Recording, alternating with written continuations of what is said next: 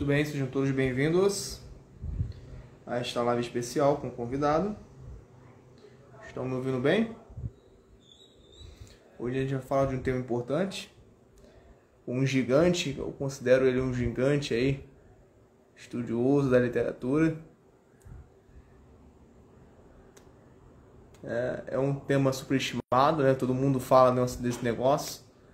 Eu diria até que ficou uma coisa meio cansativa falar desse tema, né? Fixarei aqui para vocês verem do que eu estou falando.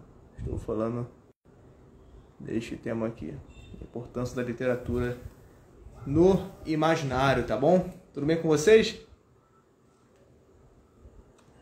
Como é que vocês estão? Tranquilo. O convidado é o Gabriel. Oba! Fala, meu querido. Tá me ouvindo bem aí? Tô ouvindo bem. E aí, meu cara, certinho? Graças a Deus e com você. Que bom. Melhor do que eu mereço, como sempre.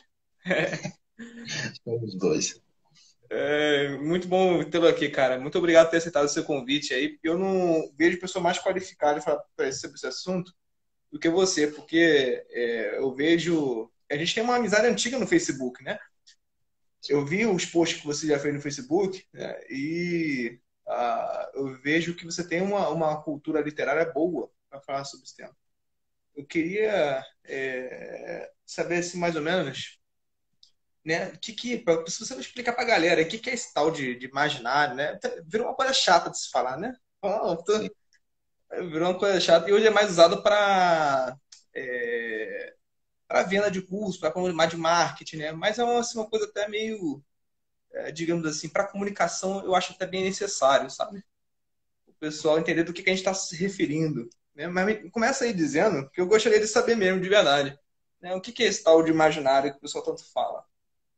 Pô, legal. Em primeiro lugar, quero te agradecer, cara, pelo convite, que muito me honra. Obrigado mesmo, hein?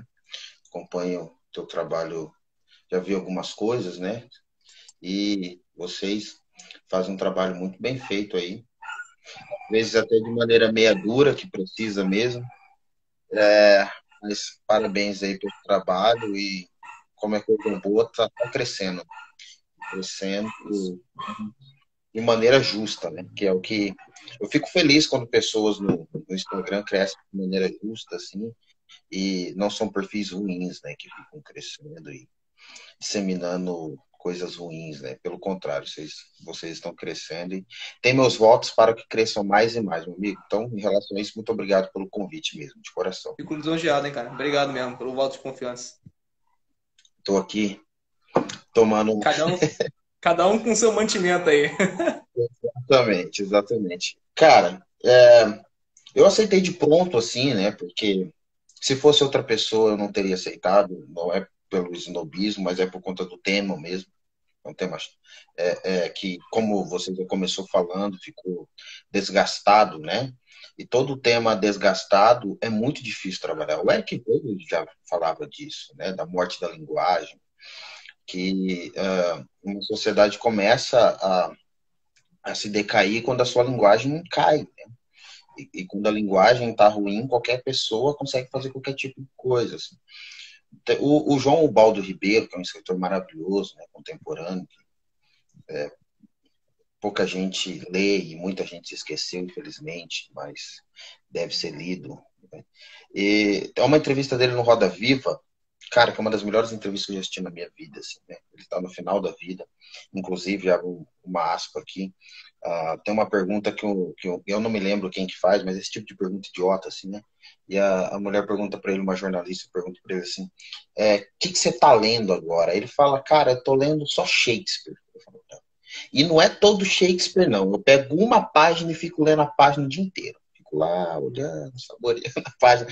E ela, como todo sujeito que faz pergunta idiota, fica assim sem entender, né? Que diabos é isso? Como você consegue ler só Shakespeare, uma página de Shakespeare e tal? E ele sem nenhuma preocupação, assim, para explicar, sabe? Não, eu fico ali lendo só uma página de Shakespeare e tal. E nessa mesma entrevista, eu acho que é logo depois que ele fala de Shakespeare, ele diz que tá muito difícil, eu já vou chegar lá no imaginário, mas tá muito difícil para o escritor contemporâneo, né? E ele era, infelizmente morreu, um grande escritor contemporâneo, é ainda, porque faz parte do contemporâneo, mas já morreu. Trabalhar com com a linguagem. Porque a nossa sociedade perdeu a linguagem e ele dá um exemplo maravilhoso, maravilhoso. O Elias entrou aí, eu não sei se eu já dei esse exemplo em alguma conversa nossa. O nome do autor é João Ubaldo Ribeiro. João Ubaldo Ribeiro. Ele fala o seguinte, ó, como é que um escritor vai trabalhar a palavra, por exemplo, salvação? Não tem como um escritor hoje trabalhar a palavra salvação. Por exemplo, no poema. Tu lê muito Manuel Bandeira aí que eu vejo, né?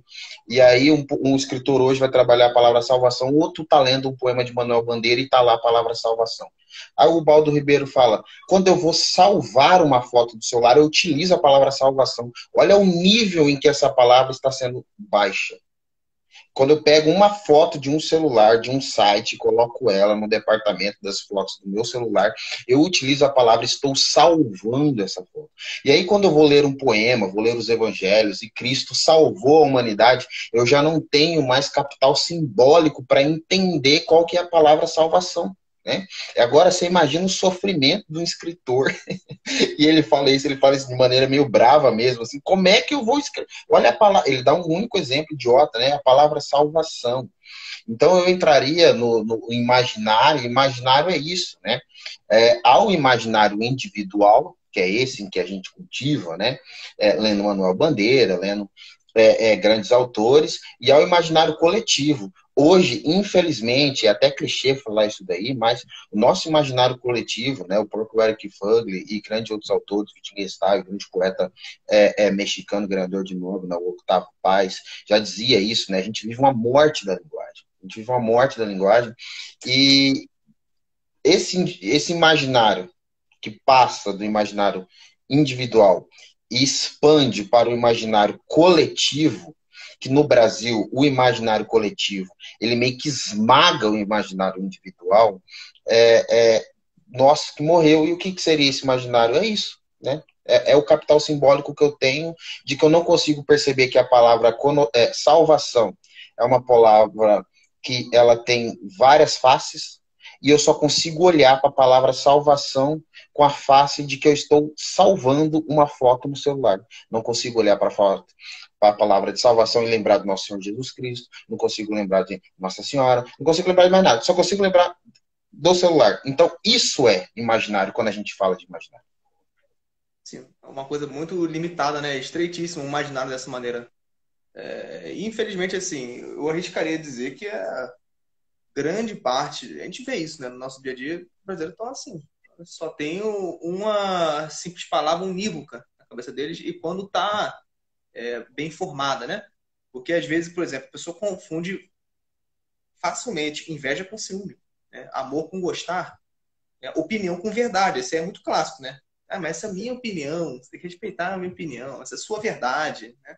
Aí fica uma coisa assim, muito assim. E você citou muito bem, Gabriel, é a metalinguagem do Voegelin, que uma das primeiras coisas que o Voegelin fala é que a primeira coisa que é sequestrada dentro da ideologia é a linguagem. Né? Então as coisas ficam bem dispersas. E dentro nesse meio há o que o Voegelin chama de fundamentalistas, que acha que a palavra é a realidade e não que a realidade é o que é. As palavras, elas são a realidade. Então ele leva mais a sério o que ele está falando, né? A conotação que ele está dando, do que aquele seu mundo dele esquizofrênico, do que está na realidade.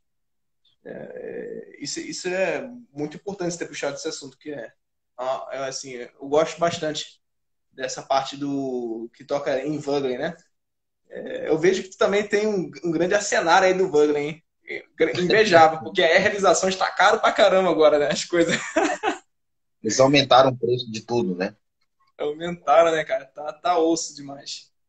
Tá. E assim, muita gente fala só na literatura do Norte Imaginário, né? A gente sabe que não é só isso. Né? É abarcado ali, né, na arte, na música, em vários patamares. E se foca muito na literatura. É algo muito primordial, sim, na literatura. Só que como é que a gente pode conseguir hoje, Gabriel, esses meios na arte, na música, esse tudo onde a gente bota o olho está assim, tá calamitoso de pobre, né? Tá muito assim, zoado. Como é que a gente pode enriquecer nosso mar dessa maneira aí? Perfeito. Para além da literatura, né? Se eu te compreendi bem. Sim. Perfeito, perfeito. Cara, assim, hoje, hoje é muito falado isso e tem que ser falado mais, né? O primeiro mandamento de Deus depois da expulsão do homem ao Éden é trabalho. Foi isso que Deus mandou. Né? Bom, falou, vai ter que trabalhar. E tu é uma das pessoas que batem nisso e é muito bom, né? Que todo mundo acredita que quando se fala de imaginário, se fala de literatura, se fala das grandes artes, e também se fala disso, mas não é só isso. E vou dar um exemplo utilizando as artes de o porquê não é só isso. Eu gosto muito de uma personagem literária que se tornou uma personagem pop, né? Personagem que saiu do escopo literário e se tornou uma personagem pop, até no grande senso comum, que é o Hannibal Lecter, né? O psiquiatra canibal, né? Mas pouca gente percebe a sutileza da criação da personagem do Hannibal Lecter e de como aquela personagem, de alguma maneira, é uma grande crítica ao pedantismo e achar que o imaginário é isso. Porque tá, quem é o Hannibal Lecter? É um sujeito que é um psiquiatra, ou seja, é um sujeito que mexe com a mente, né? Um sujeito que mexe com a mente, que sabe do que ele está fazendo. E mais do que isso, para quem conhece os livros, para quem conhece a série, para quem conhece os filmes, né, sabe que ele é um sujeito eruditíssimo, né, um sujeito muito erudito, muito erudito. Sabe muito de música clássica, sabe muito de arte clássica, sabe muito de Dante, né? E mais do que isso, ele sabe muito de culinária, né? Ele conhece ali a culinária. Na hora que ele vai apresentar a comida em que ele fez de uma pessoa, né? Ele fala do vinho, fala de como que aquela comida foi criada, né? Qual que é o sentido cultural daquela comida, por que que esse vinho aqui é importante, e aí entra em assuntos eruditos e tal, tal. Mas o Hannibal Lecter é uma pessoa abjeta, né? O sujeito ele é patológico, ele tem problema, ele é quase demoníaco. Né? Mas a gente não consegue perceber isso porque a gente é seduzido por essa questão da arte, da erudição, de um sujeito que sabe fazer uma boa comida, né? É engraçado que ele sabe fazer um banquete, né? Então, eu diria que o imaginário, né, para além da literatura, ele deve ser tratado antes no caráter da pessoa. No caráter da pessoa. E o caráter, eu comecei trabalhando a respeito do trabalho, da vida ordinária, né? Que é a maldita frase em que o Chesterton falava que quase ninguém entende, né? Não há nada mais extraordinário que uma pessoa comum com a família. Por quê, cara? Porque é muito difícil ser assim.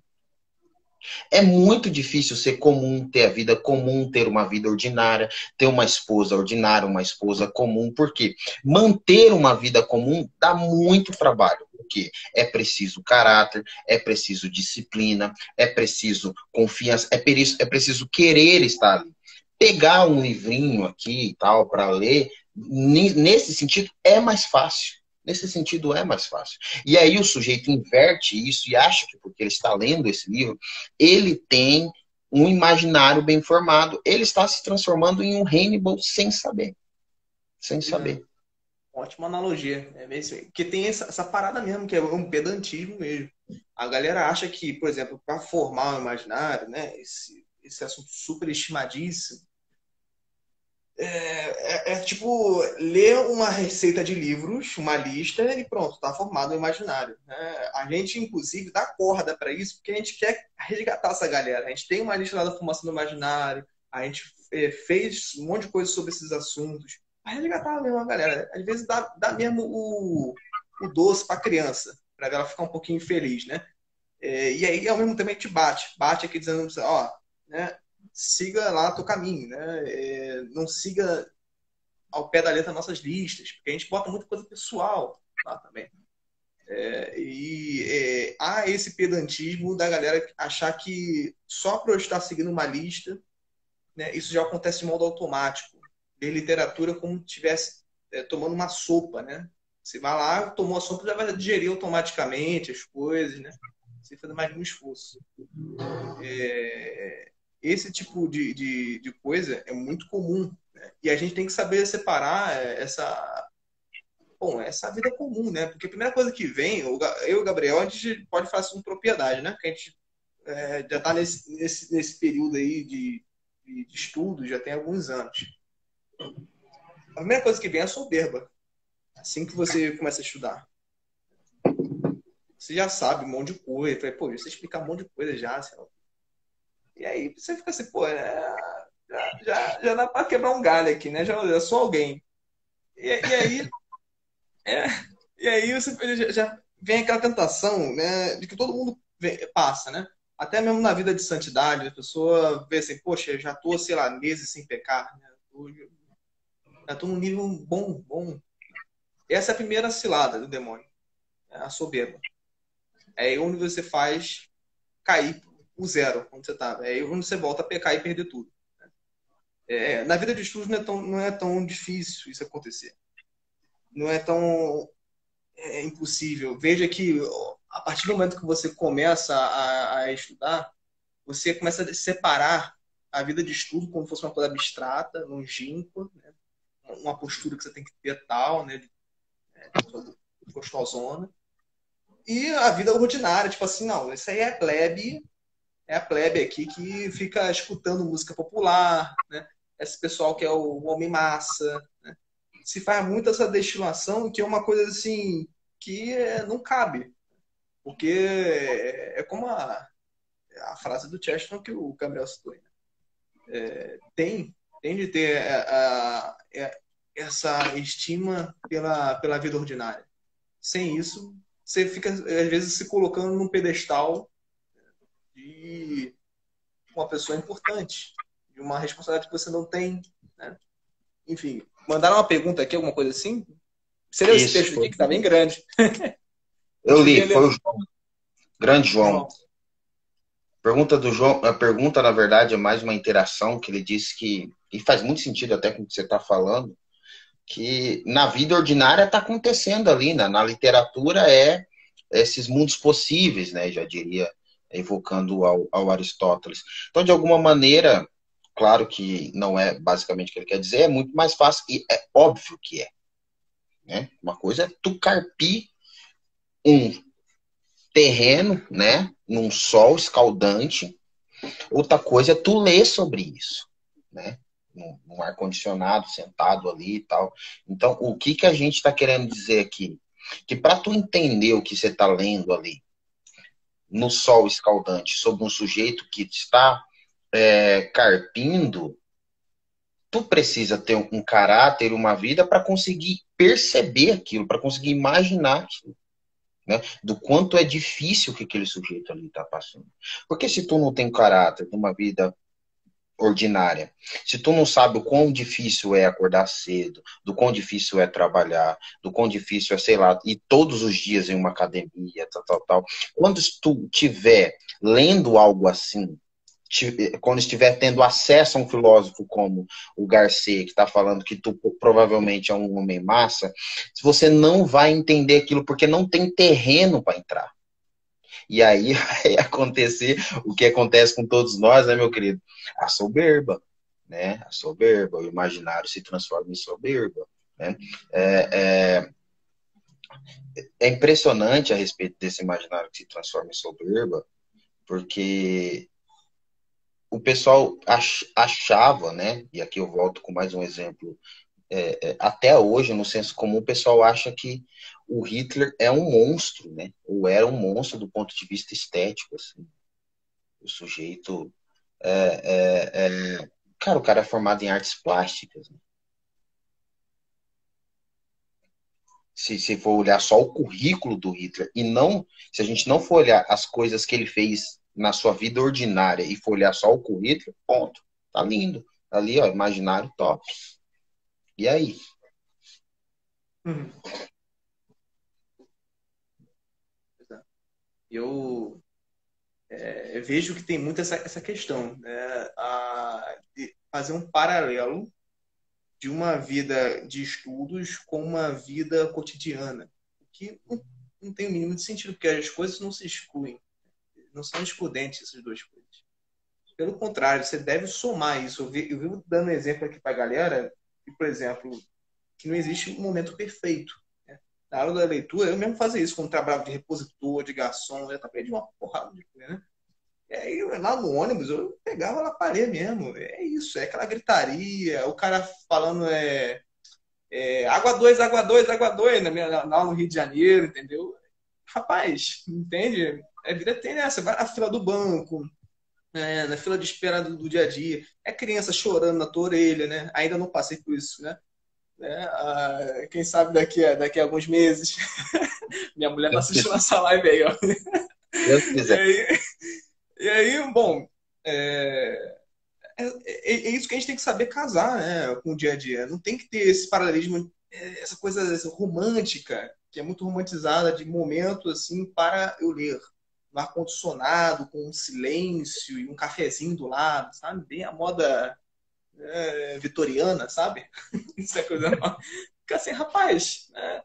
Eu fico assim, um fetichismo tosco, né, sobre isso. E a gente tem que saber resgatar de novo esse momento de trazer o estudo sério para os momentos assim mais cotidianos da vida. Né? Porque hoje só se lê um livro quando você vai fazer, sei lá, uma prova no vestibular, você é professor, senão não tem sentido, né? Você ler alguma coisa, estudar alguma coisa. É algo realmente assim, tá uma coisa bem miserável, bem miserável. A ponto de que várias vezes, acho que você já deve ter passado por isso, Gabriel, quando a pessoa vê você nesses trâmites da vida, né? Você está lá no ônibus, lendo, está lá no intervalo do trabalho, na praça de alimentação, aquela barulheira toda. As pessoas passam e ficam te olhando assim. Teve uma que até perguntou assim: você gosta de ler? Ok. Aí eu falei que na maior sinceridade, não gosto. Né? Eu sou obrigado a ler, se eu quero entender a realidade. Não gostar, eu não Perfeito. gosto, não. Ninguém, na realidade, ninguém. Assim, são poucas as leituras gostosas na nossa vida. São pouquíssimas. Quem lê sabe mesmo, quem estuda a sério sabe. Pouquíssimas. A maioria das vezes você tem que sentar a bunda na cadeira, forçar a atenção. Não é uma coisa legal. Não é uma coisa prazerosa. É poucas vezes você pega um poema no Anel Bandeira e fala, rapaz, que coisa gostosa. Sou fãzaço dele. Não dá não, eu li tudo dele. Só falta a prosa. Eu li tudo. Rapaz, era assim, é difícil esses momentos, né? Depois de muito esforço, Sim. quase como mal comparando na academia, quando você faz muito esforço lá, aí no dia seguinte, sei lá, você ganhou 1 quilo, né, de músculo, sei lá, na balança, ou perdeu 1 quilo, que você está querendo emagrecer, mais ou menos isso, né? É raríssimo às vezes. É ordinário, né? Eu costumo dar o exemplo de que o ordinário a gente não percebe. A gente sabe que ele acontece. Pois é. A gente não percebe, a gente sabe que ele acontece. Por exemplo, eu gosto de dar esse exemplo nas minhas aulas. Geralmente eu pergunto, tu deve ter pegado um pouco disso. Tu teve telefone fixo na sua casa, né? Tive. Você sabe o dia e a hora exata que você deixou de ter telefone fixo na sua casa? Não. É isso, cara. A gente só faz. Você tá entendendo? E Uhum. aí, e aí o sujeito, ele pega Homero, né? E aí ele quer ler Homero, ele termina Homero e fala, agora eu tenho uma imaginação moral, né? Para evocar o Northrop Frye e o T.S. Eliot. Não tem, bicho, não tem, isso é cultivo. Isso é cultivo. Isso, a sua imaginação moral vai acontecer no momento em que você menos perceber, porque ela será ordinária. Isso é educação do imaginário. Tu tá fazendo aquilo todo dia, todo dia, todo dia, todo dia, todo dia, todo dia, todo dia. Tem uma hora que você sobe na balança e fala, caramba, cara, eu tô, né, cresci. Não é assim, ficar fazendo força lá. Não vai. Não vai. É ordinário. A vida. Por essa frase do Chesterton, faz tempo que eu quero escrever alguma coisa sobre isso. Eu não escrevo, porque o pessoal fala de Chesterton o tempo todo, fala de Chesterton, Chesterton, Chesterton. E eu E não acharam até escrevo. o gordinho, né? Exatamente. Mas eu estou com essa frase na minha mente há meses, meses, porque isso é a vida ordinária. A vida ordinária é que você vai fazendo aquilo dali todo dia, todo dia, todo dia, todo dia. O Manuel de Barros, né, o poeta aqui da minha cidade, ele fala: repetir, repetir até ser diferente. Repetir, repetir até ser diferente. É isso, cara. É repetir, repetir, repetir até ser diferente. Você não sabe o dia que na sua casa deixou de ter telefone sem fio. Você não sabe. Eu vou contar uma anedota para ti aqui, cara. Eu sou o homem das histórias, né? Isso tem a ver com a literatura também. Isso é bom. Um dia eu tava jogando bola, na época que eu era seminarista, eu fui seminarista. Eu tava jogando bola só com os professores dos seminários. Então significa que só gente de bom caráter, né? Com muitas aspas. Seminário Batista. E aí, cara, eu recebi a bola assim na boca da área. E na hora que eu virei para chutar, um pastor, mas ele assim, ele não chegou na bola. Ele olhou meu corpo, assim, sabe aqueles desenhos? E eu era mais... Cara, eu engordei 30 quilos depois que eu casei. Então imagina esse shape aqui com menos 30 quilos. E aí, cara, ele chegou, mas ele me rebentou no meio. Me rebentou no meio. Rebentou no meio. Aí eu caí, olhei pra cima assim e falei, cara, foi falta. Aí todo mundo olhou assim e falou, cara, o que você fez? O cara que chegou arrebentando, né? Pelo amor de Deus, olha o tamanho do moleque, como é que você faz isso? Que não sei o quê, que tal, tal, tal. Aí, sentado com um grande amigo meu, que era professor também do seminário, ele olhou, eu nunca mais vou esquecer isso, cara. Ele falou, cara, só faz o que. E eu não prestei atenção no que eu fiz. Ele falou, só faz o que você fez quem cultiva isso há anos. Aí eu olhei para ele e falei, o que, que eu fiz? Ele falou, receber a maldade e não devolvê-la. É, porque eu podia ter levantado, que é o que todo mundo fazia, né? Faz levantado, mas levantado na porrada e começado uma briga, porque eu estava com a razão, cara, chegou errado, que não sei o quê. Isso é educação do imaginário. Você só vai saber que tu tem um imaginário educado nesses momentos de crise, cara. Nesses momentos. Por isso que você deve ler todos os dias. Por isso que você deve fazer essa coisa chata que é ler todos os dias, assistir bons filmes, ouvir boas músicas, orar todos os dias. Porque você está educando. Porque no momento de crise, e esse momento vai chegar porque a vida real é assim, o seu imaginário tem que estar educado, né? Sim. Isso tem que ser feito com... É uma coisa que a gente recomenda bastante aqui, com um certo ordenamento. Uh, muito do porquê a gente fez a lista de leitura era por causa disso, né? A pessoa está lá perguntando para a gente onde é que deve mirar, né? A gente tem um geral lá, mais ou menos. É claro que está insuficiente. Afinal, foi feito por eu e o Ramon só. É, é, e eu imagino que, assim, muito boa parte dos brasileiros, eles sofrem com uma certa síndrome de Dom Quixote, sabe? De viver num mundo assim meio paralelo em relação aos estudos, a ponto de ficarem um pouquinho doidos, né? Acharem muitas vezes que são um grande cavaleiro, né? Um grande fidalgo, quando na verdade, bom, você só tem uma página no Instagram, é só isso, com 10 mil seguidores, entendeu? Então, assim, sabe, uma coisa bem boba, né? Você não tem todo esse poderio, sabe? São esse tipo de coisas que a gente só consegue saber mesmo com um caráter bem educado. Sobre esse tema, tem até um livro bom, que é do padre Gillet, se não me engano, é um francês, né? Padre Gillet, né? Que é Educação do Caráter, que se chama. Ele fala também desse posicionamento, né? Só não fala a palavra imaginário, né? Porque na época dele existia essa chatice que a gente tem com essa palavra, que foi esvaziada de sentido. Mas é bem isso mesmo, né? Que ele fala para a gente ficar atento. Né? Você só consegue ter esse tipo de parâmetro do que você deve fazer em momentos de crise quando você absorve ali os personagens na literatura. Esses projetos de vidas que não existem, não existiram, mas existem espectros no mundo real. Isso Perfeito. é de uma profundidade tamanha, né, que só um sujeito com muita carga literária acaba absorvendo. Não é um livro de Lida ou Odisseia que vai te passar tudo isso. Não é um clássico ou outro. Né? E não é também muito menos um conjunto de clássicos numa lista de leitura. Né? Isso, pouco a pouco, vai absorvendo no teu espírito.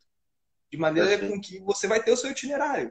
Você vai ter o seu itinerário. Todo mundo tá aqui na página tem. Vocês estão assistindo aí, a maioria deve se identificar com o que eu vou falar agora, mas vocês têm medo de seguir em frente, vocês têm medo de quebrar a cara.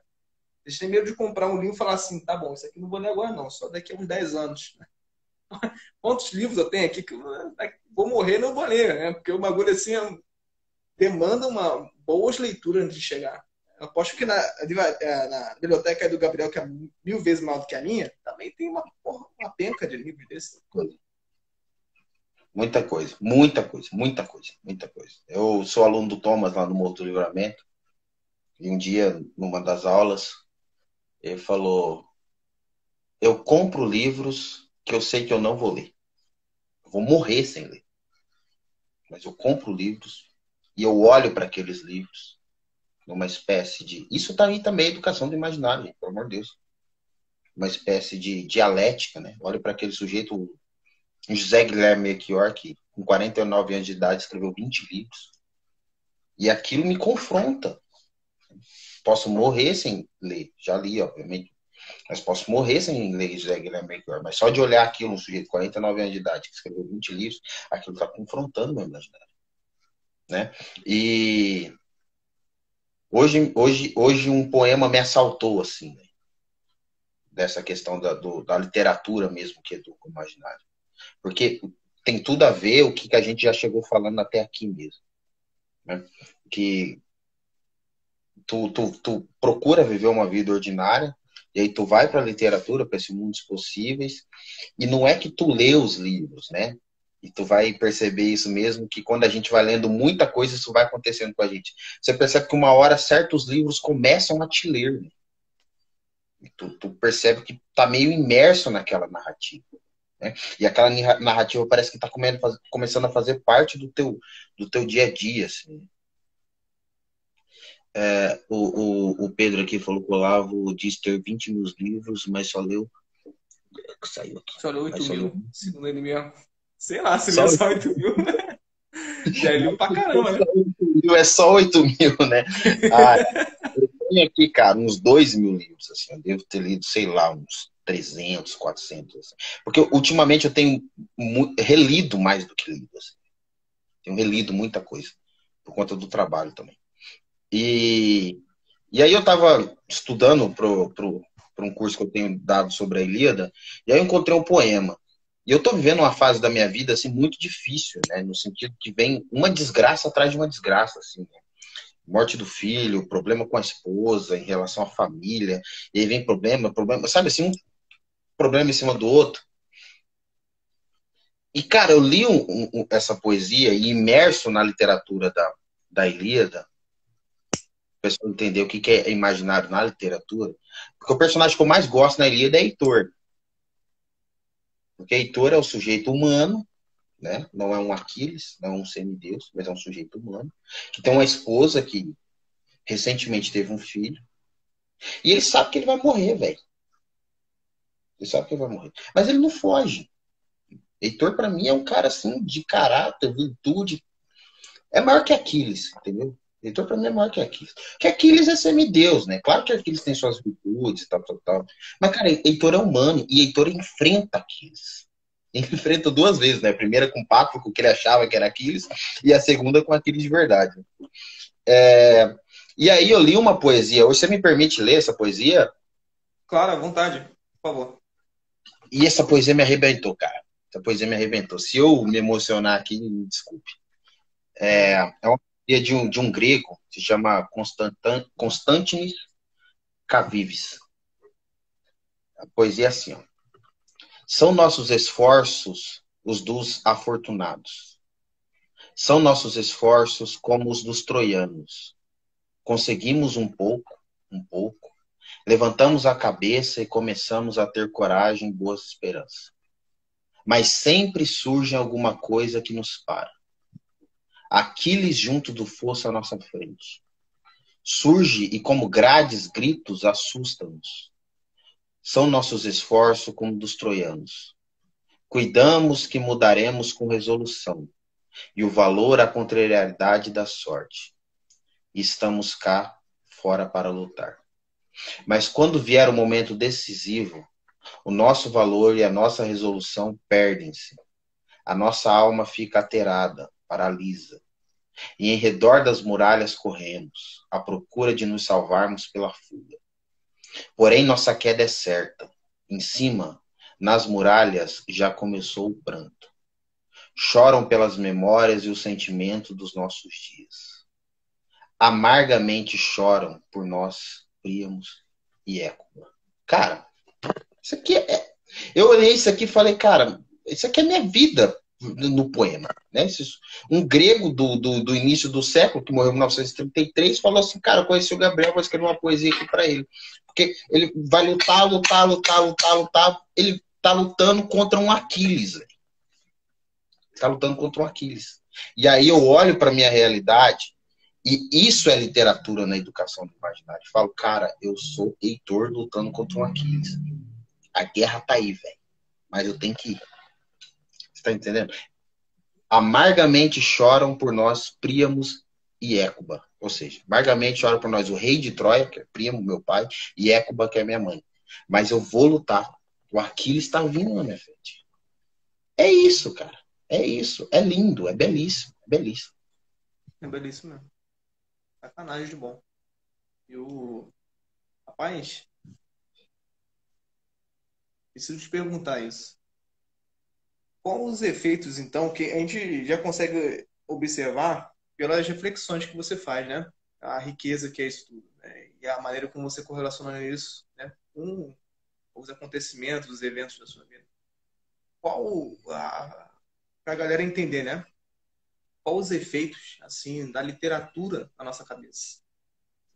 O que isso nos proporciona, né? O brasileiro tem muito essa finalidade utilitária, né? A pessoa quer fazer alguma coisinha, né, para alguma coisa na vida dela melhorar. Né? Mas vamos dar então isso para eles, né? Que eles gostam desse tipo de situações, né? Como a literatura, quais os efeitos que a literatura provoca na nossa cabeça? Perfeito. Bom, acredito que muita gente não conhece aí minha história e tal, né? Eu perdi meu filho por problema no coração, né? Ele nasceu com cardiopatia e ele faleceu dia 1º de junho. Desculpa, de julho. 1º de julho. 7 dias depois nasceu meu segundo filho e 20 dias depois eu fiz meu aniversário. E 10 dias depois minha esposa fez o aniversário dela. Então, a gente sepultou o nosso filho, Ulisses. 7 dias depois estávamos comemorando a vinda de nosso segundo filho. 20 dias depois eu estava comemorando o aniversário. 10 dias depois, 9 dias depois eu estava comemorando o aniversário dela. É isso aí. Pá, pá, pá, pá. Eu tive um professor no seminário que ele passou por coisas parecidas. Assim. E eu nem sabia que eu ia passar por isso, que isso foi há 4, 5 anos antes, né? E aí ele parou assim, cara. Engraçado que no momento eu prestei muita atenção, assim, parecia profecia, sei lá. Ele falou, cara, sabe o que me fez passar por essas coisas que eu passei? Aí parou, ficou em silêncio e falou, boa cultura. Um sujeito que tem cultura.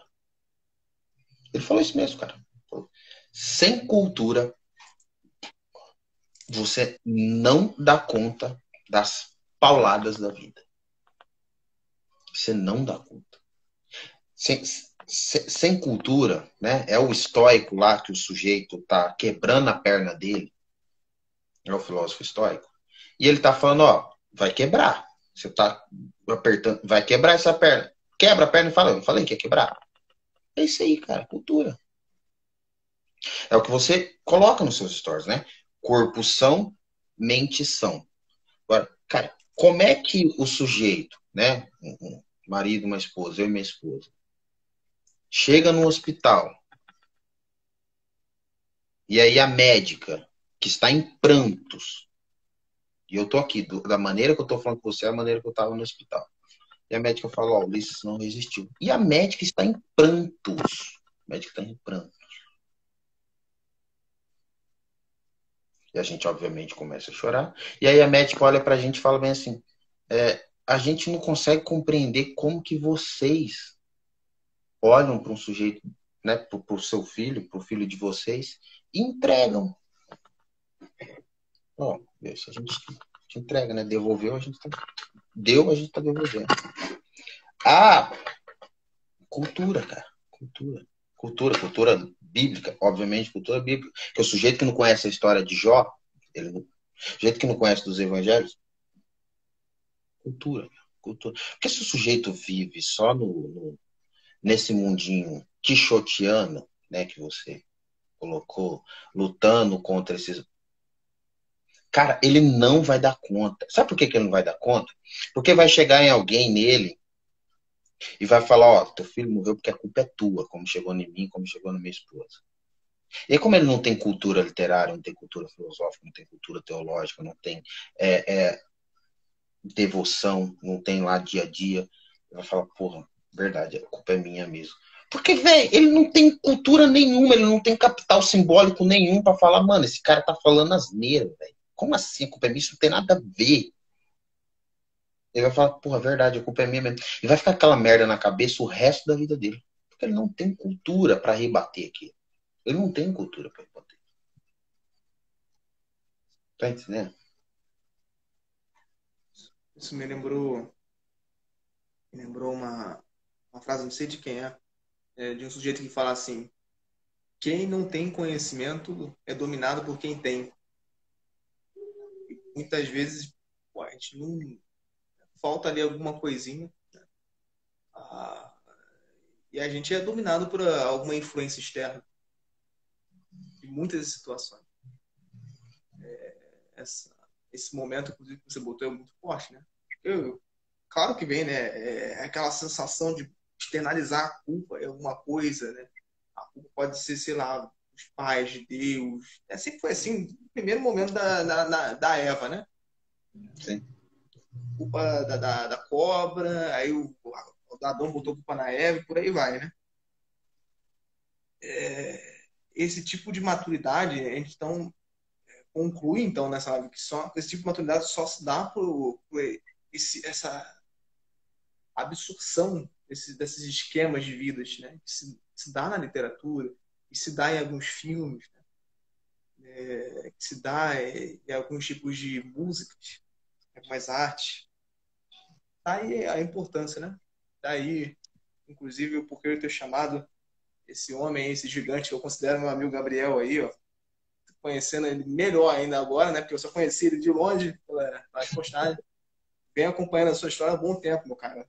Acompanhando sempre no silêncio, né? Nunca cheguei a falar contigo, mas foi, inclusive, um prazer, meu cara, te chamar aqui. Eu te agradeço novamente pelo convite, por ter aceitado o convite, beleza?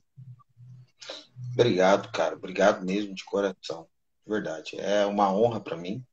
Tu sabes, e até pode colocar isso aqui, a gente coloca de maneira pública.